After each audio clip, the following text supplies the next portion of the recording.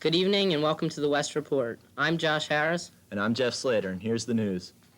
West's spring musical, No No Nanette, opened Friday night. The story, which takes place in 1925, centers around a young girl, Nanette, and her desires to be grown up. Unfortunately, her family keeps telling her, no, no, Nanette. Meanwhile, Nanette's uncle is trying to buy off 3 floozies with the help of Billy, a lawyer.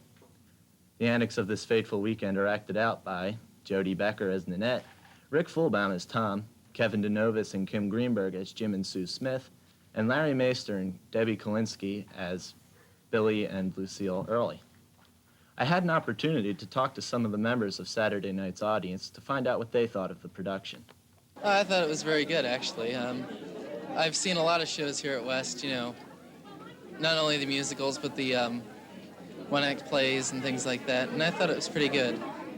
What did you think of the dancing in the show? I enjoyed this. I thought the dancing and the singing made the show. I thought the major numbers with the whole course numbers were just beautiful. I really enjoyed the show immensely. The dancing was exciting. The kids in the show were excited, and it really showed to the audience. It was beautiful. What did you think of the costuming? I thought the costuming was wonderful. They looked great, very well done. I thought it looked like an off-Broadway show. The talent was wonderful. I really enjoyed it. I thought the kids were all well cast, and it was super. What did you think of the show? I thought it was marvelous. The choreography, the timing, everything, the direction, it was marvelous. It really was. I'm down here from New York City. I see a great many plays in New York City, musicals, and this is up there, all right? Would you recommend your friends to come see this? Oh, I do every year. All right, I wouldn't miss this for the world. It's always an outstanding musical. And I owe it, and most of it, I shouldn't say most of it. It's such a tremendously cooperative team. And West Cherry Hill should be just proud as can be over it. It's marvelous. What did you think of the play? I thought it was very good. I commend the actors and the directors. What did you think of the acting? Acting was very good. They didn't make any mistakes, which I was surprised. I'm here with Rick Fulbaum, who played the title role of Tom in No No Nanette. Did you enjoy working on the play? I can't tell you how much I enjoyed working on the show. The company, which includes the pit and all of the different crews, are just a pleasure to work with, and they make our job up on stage so easy, and they really make us look good. They deserve a lot of the credit. Without them, we couldn't be here right now. I'd like to thank everybody. And by the way, if you still want to see No No Nanette, there will be 2 more performances Friday and Saturday night. Both nights the curtain goes up at 8 o'clock, and tickets are still available. And now we have an exclusive interview with Rick Fulbaum, who plays Tom in No No Nanette. Hi, Rick. Thanks for being with us. My pleasure. You're no stranger to West Stage. Could you tell us about some of your past work? I've been involved in many shows on West Stage. Last year, which was my freshman year, and this is my second role in No No Nanette for this year. When did you decide you wanted to act? All my life, I grew up in a house next door to a neighbor who was involved in West shows in her career here at West. As a family, we used to come and watch her in some of the previous shows that she was in here. And that's when I really got interested, around 5 or 6 years before I actually came to West. And it was when I came last year that I decided that that's what I wanted to do. And I've been involved in theater here at West ever since. Mm-hmm. Well, what was it like working on Nanette? Working on Nanette is probably one of the most enjoyable experiences of my 2 years here so far. The company, which includes the cast and the pit and all of the various crews that have a lot to do with it, they've really come together now, and we're like a family. And just working on the show and working with the various people and directors and so forth just makes it such an enjoyable experience. How do you feel about the production? In other words, are you satisfied with the way it's turned out? I'm very satisfied. Last weekend was our first weekend, as you know. Friday, Saturday, and Sunday we performed, and we had great turnouts, and everyone was pleased. I really think that the upcoming shows on Friday and Saturday night will run as well, and we'll get the same responses. Do you plan to continue working here at West on stage? Well, if everything goes as well as it's been going, and if the roles come, then I would, love to do nothing more than continue here at West. Do you have plans on taking up acting as a career? Now, right now, it's just a hobby. My main focus or goal in life is to pursue a career in medicine. But theater here now occupies, a lot of my time, and it's just a main hobby. If you had to do it all over again, would you? Oh yeah, Nanette is such a fun show. Its plot is one that really takes the audience by surprise and is very interesting and fun to watch. It's a comedy musical, of course, and the characters are well developed by the author of the show. And I guess the show is best described by our director, Mr. Joe Gelora, who said to the cast in advice for us to serve No No Nanette as a bottle of champagne. It's bubbly and warm, we're supposed to present this to the audience. And if they leave, worrying, without their worry, having forgotten all of their troubles for that day, having laughed, and maybe humming some of the songs, and that would make us feel good. Okay, thanks a lot, Rick. Sure. As the spring sports season starts, Mr. and Jane's tennis team promises to have a good season after beating a tough Willingboro team 4-1. With commendable players such as Alphonse Honorio and Adam Lifshee, and 3 outstanding freshmen, Jeff Gerson, Andy Perlstein, and John Savar, the future of the 84-85 season looks promising. Also starting again this spring is girls softball. The head coach of this team for his 13th consecutive season is Timothy Sadar.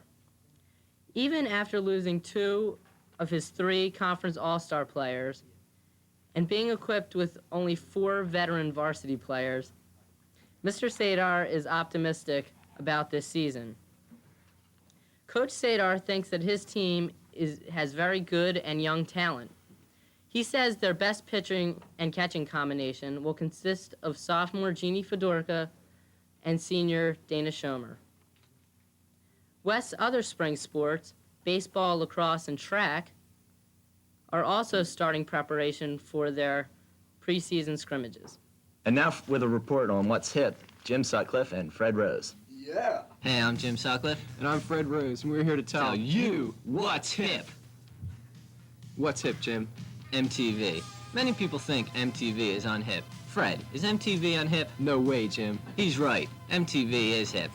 In the 70s and even early 80s, rock radio stations that played a majority of older music rather than concentrating on new music were the only way that teenagers could hear their favorite popular music. It was almost impossible for a new band playing new music to get any kind of exposure in America, let alone make it big.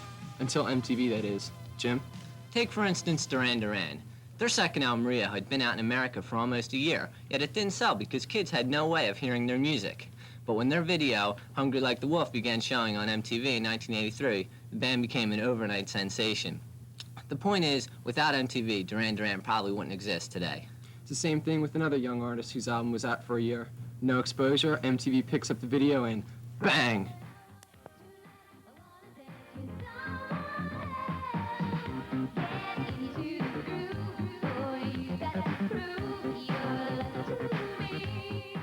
Madonna's sexy image grabbed the viewer's attention, yet it was her music and talent that sold millions of records. She's gone from obscurity to a star of music, video, and now movies. Where would Madonna be without MTV? MTV has now become the main musical outlet for teenagers to hear popular music, and we'd rather it be something that exposes new music rather than just ignoring it. MTV is very popular, Very influential, and very hip. In other news, the freshman class is presently sponsoring a fundraiser for charity. Today, we are honored to have the governor of the freshman class, Hillary Cohen, to explain the fundraiser. Hello, Hillary, and thank you for being with us today. I would like to know if you could go into some detail about the fundraiser for us. Yes, we have a jar of jelly beans in the cafeteria during all lunch periods. And the student will come up and purchase a ticket for 25 cents. Then he will tell the person behind the table how much he feels how many jelly beans he feels are in the jar. And then when we find out how many there are, then we'll pick the winner. And the first prize gets a AM/FM stereo box. The second prize winner will get a yearbook, and that will be announced on April 3rd. Thank you very much. How long is this fundraiser going to last? Until April 3rd. Oh, April 3rd, okay. What charity has the freshman government decided to give the proceeds to? Well, we haven't actually decided the charity. Any suggestions for the charity will be accepted, and we're going to debate on which charity we're going to use. West has always been the proud home of champions, not the least of which is the ROTC drill team. At the annual competitions held at Rutgers, the drill team has consistently emerged victorious. This year, under Captain Bill Joyce, the team expects to bring yet another trophy home this Sunday, March 31st. Although morale was a little low early on, the team has regained that winning spirit. I asked Captain Joyce how he felt going into the competitions. We've got a lot of upper cadets that really helped us a lot this year. The freshmen, they've worked hard and are doing real good. I feel Basic 54 we have absolutely no problem with. We've worked hard on that, we've worked long on that, and it's coming along very fine. The fancy that we have, we worked on for a short time, and most of them picked it up fairly easily. So we just have to polish up our act a little bit more. And when we go in there, we should do pretty good. Thank you for watching. This has been the West Report. Good evening. Good night.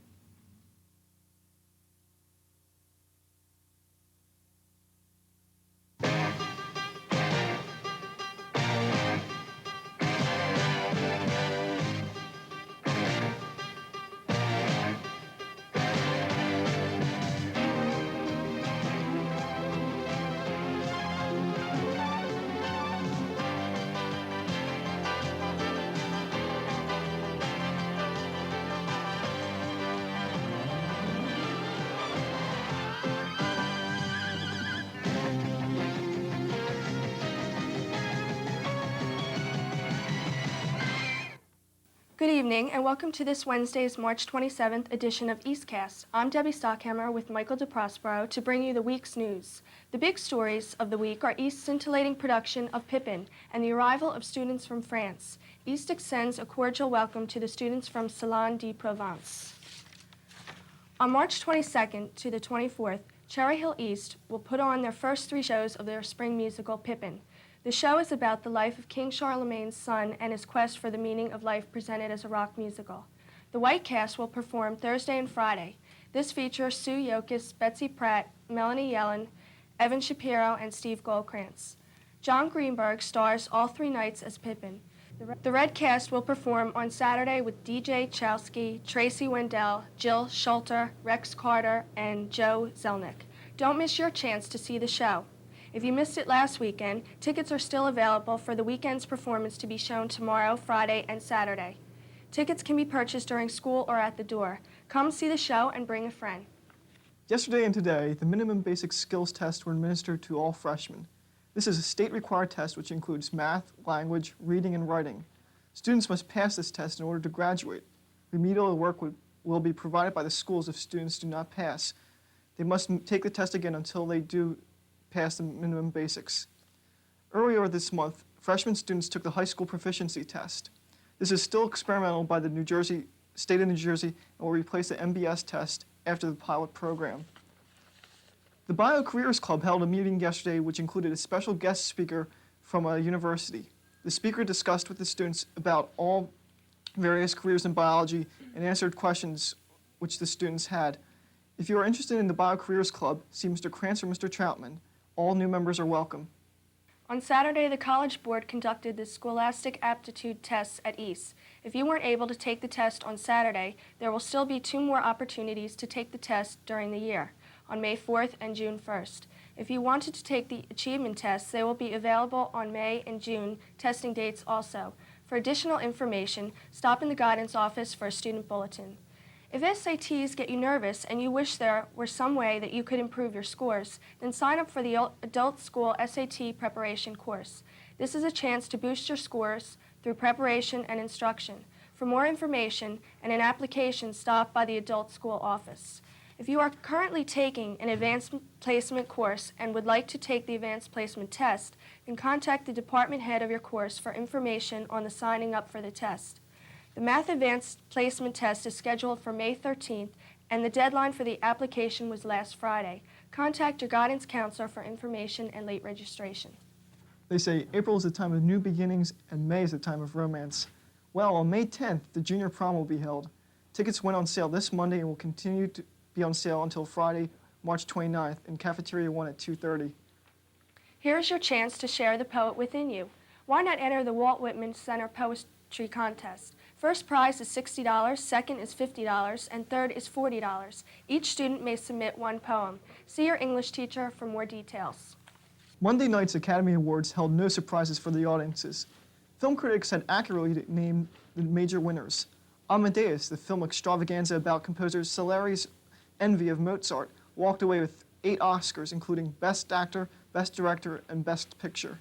In a Scholastic magazine interview, students voted Ghostbusters as the best film and Karate Kid second. One of the highlights of the evening was a tribute to Jimmy Stewart. When he accepted the award, he praised director Frank Capra and other directors in the business. One of Stewart's most successful films was Frank Capra's It's a Wonderful Life. You can see this film tonight on Channel B15, followed by a discussion.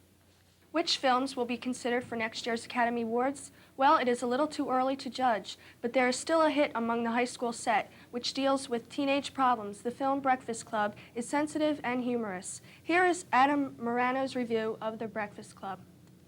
The Breakfast Club stars Molly Ringwald and Emilio Estevez and was directed by John Hughes.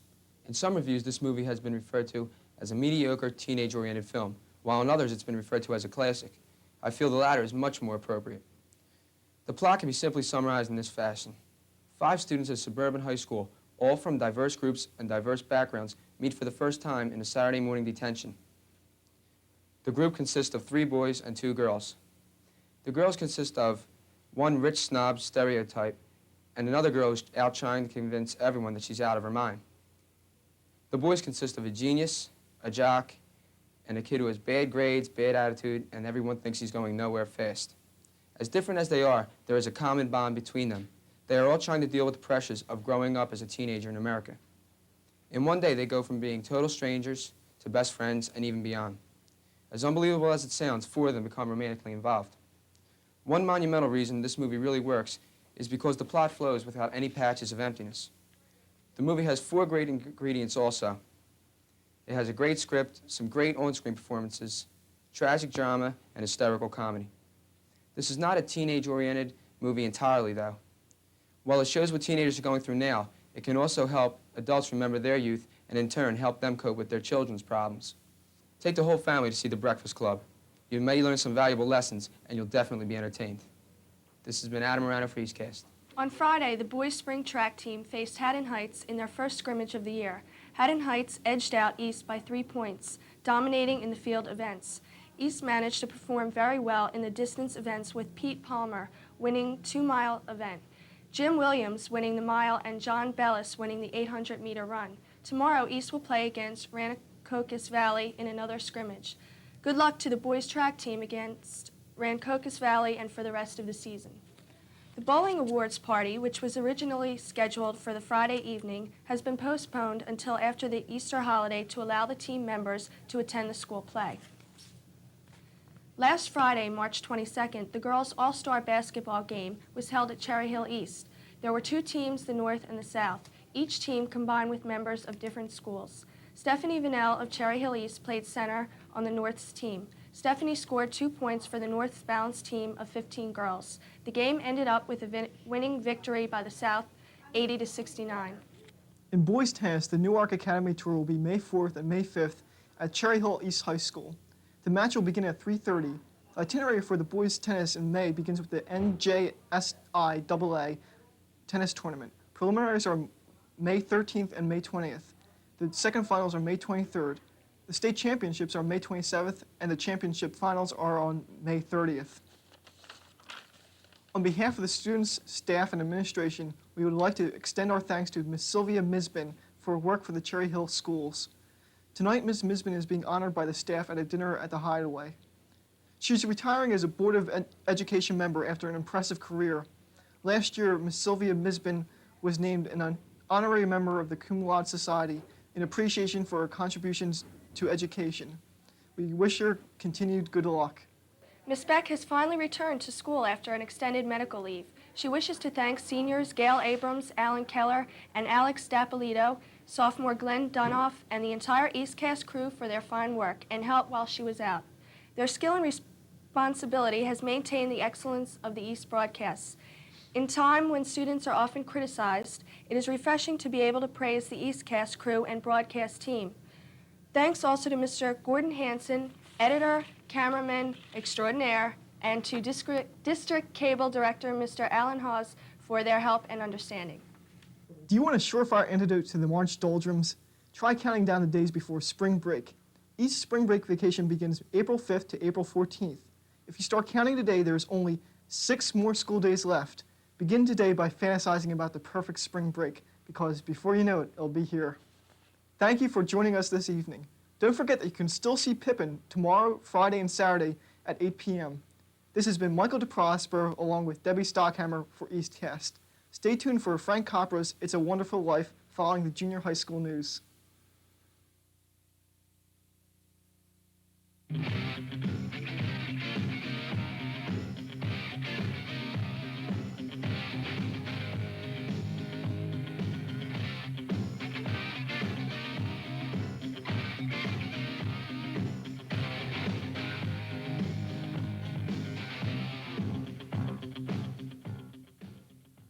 Good evening, and welcome to another edition of What's News at Heritage. I'm Michelle Kershey. And I'm Rona Shore.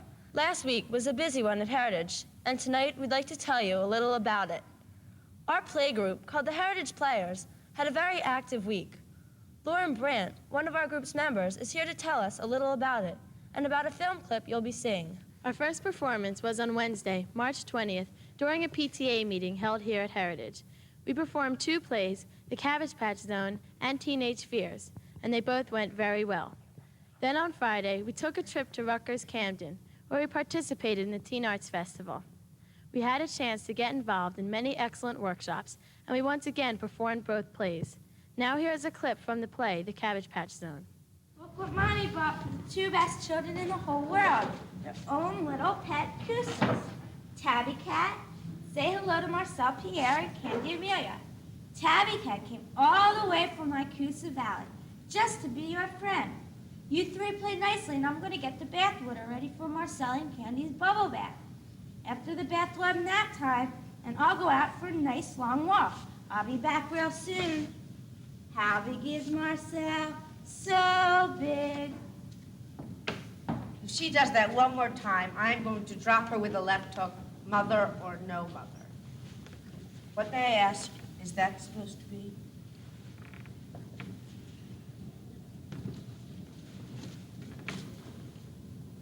She's supposed to be our loyal pet. It is really ugly. You are really ugly. I am really ugly. Is there a reason why we all look like someone bashed our chins in with a baseball bat?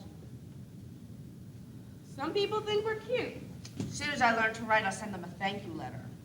In Braille. Why is that thing looking at me like that? It wants to be your friend. It wants to be my friend. It wants to attack me is what it really wants. It wants to tear my ugly face off. I don't like koosas. What am I saying? I don't even know what a koosa is. But whatever it is, I don't like it. And I'll tell you another thing. If that animal bites me, I'm going to pick up my little Cabbage Patch phone, dial the Cabbage Patch hotline number with my little Cabbage Patch fingers, and report you all for Cabbage Patch abuse. I don't like it here. I don't want to be a Cabbage Patch kid. All Heritage students take part in related arts, and at the same PTA meeting Lauren told you about, our parents got a chance to see some of the projects we made this year. We'd like you to take a look at their projects, and we think you'll agree that our related art teachers, Mr. Wilkins, Miss McDonough, Mr. Kostick, and Mr. Dudlick, have helped their students to do very professional work. Earlier this year, we told you about a program some of our students take part in at the Leader Nursing Home. Carrie Kaufman is here tonight to tell you about a program our students took part in last Thursday at the nursing home. Carrie? Last Thursday, 15 students from Heritage School went over to Leader Nursing Home and took part in what you know as New Games Day. This is where kids take part with elderly people in different sorts of games. One of the games we did was most of them are in wheelchairs, so it's called a parachute game. And what we do is we spread out the parachute, we put balloons in it, and they try to lift the parachute over their head and then drop it down and make the balloons touch the ceiling. We would go around and help them with that. In addition to being fun, this also helps the residents, almost like physical therapy. As we said, last week was a busy one at Heritage, but also a very enjoyable one. So from Rona Shore and Michelle Kershey, thanks for watching What's News at Heritage.